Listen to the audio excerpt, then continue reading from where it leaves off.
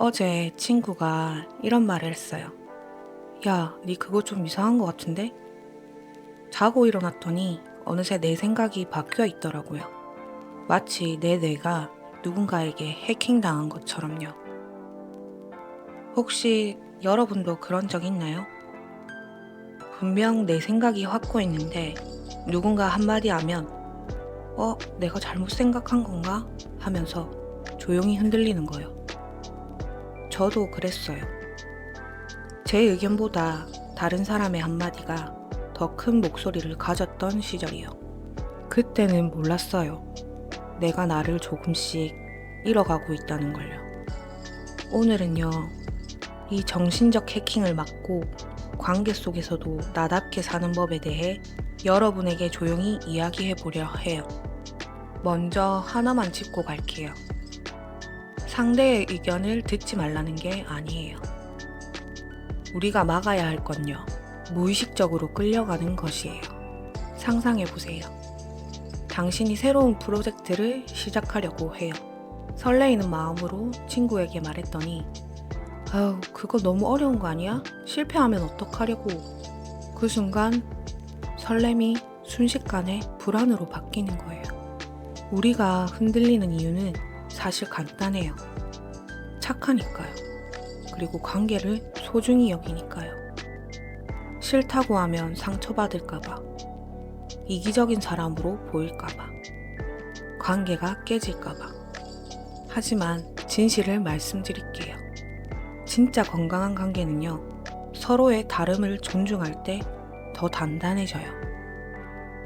여러분의 목소리가 있을 때 상대의 목소리도 제대로 들리는 거예요. 자, 그럼 어떻게 해야 할까요? 첫 번째는요, 황금의 3초예요. 컴퓨터가 로딩할 때 잠깐 멈추잖아요. 우리의 뇌도 그렇게 만드는 거예요. 누군가 질문하면 바로 대답하지 말고 그냥 3초만 기다려보세요. 지난주에 있었던 일이에요. 제 작업물을 누군가에게 보여줬더니 이 색깔은 좀 별론데? 라고 하더라고요.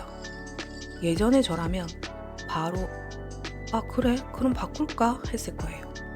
그런데 3초를 기다렸어요. 그리고 제 내면의 목소리를 들었어요. 나는 이 색깔이 좋은데? 왜 좋은지 이유도 명확한데?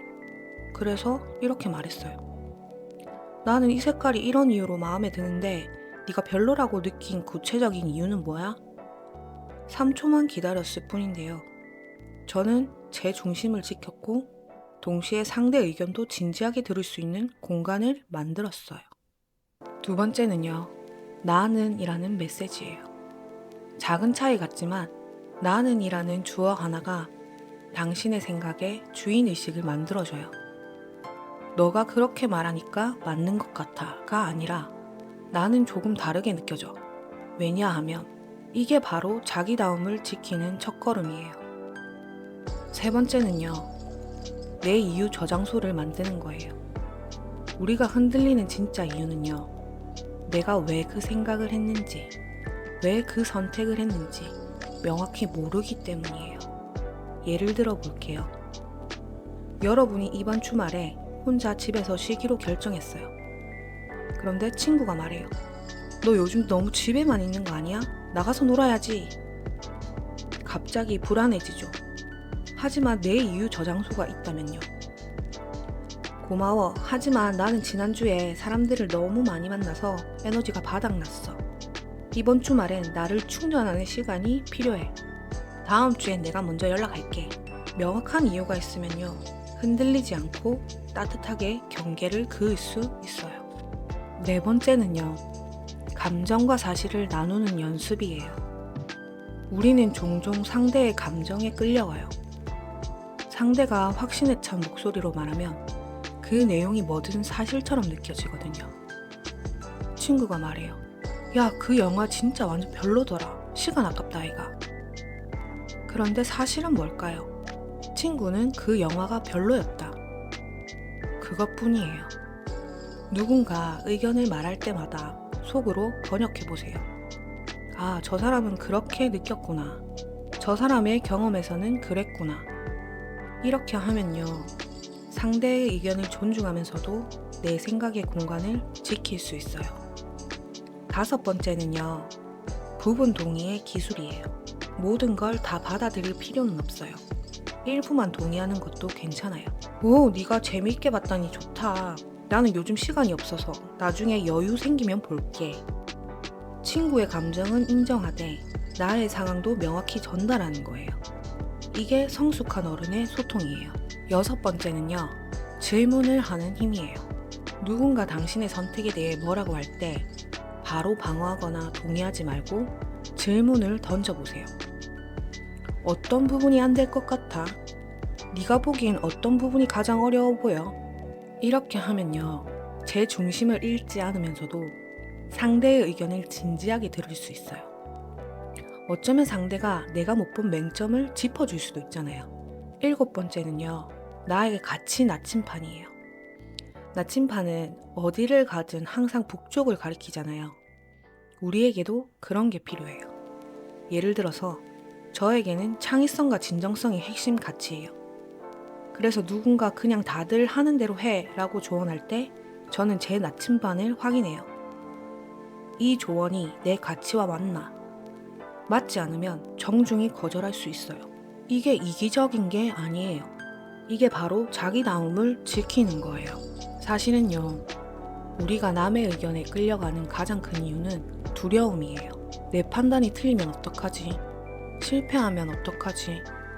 근데 말이에요, 실패는 잘못된 선택의 증거가 아니라 배움의 기회예요. 차이를 말씀드릴게요. 내 생각대로 한 실패는요, 내가 배우고 성장해요. 그런데 남의 의견에 끌려간 실패는요, 누구의 실패인지 모호하고 배움도 적어요. 차라리 확신을 가지고 실패하는 게 확신 없이 흔들리며 사는 것보다 훨씬 나아요. 오늘부터 작은 실천을 해보세요.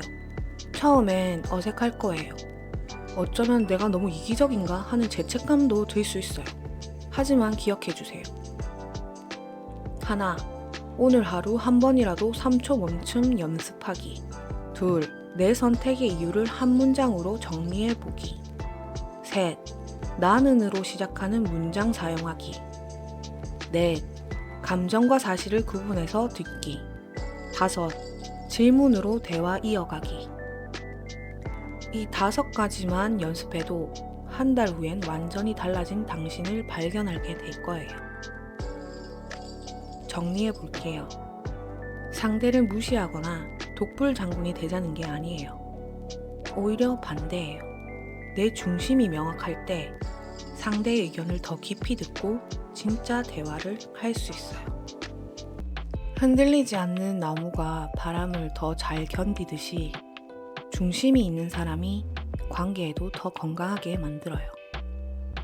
여러분의 생각과 감정을 표현하는 건요, 이기적인 게 아니라 자기 존중이에요.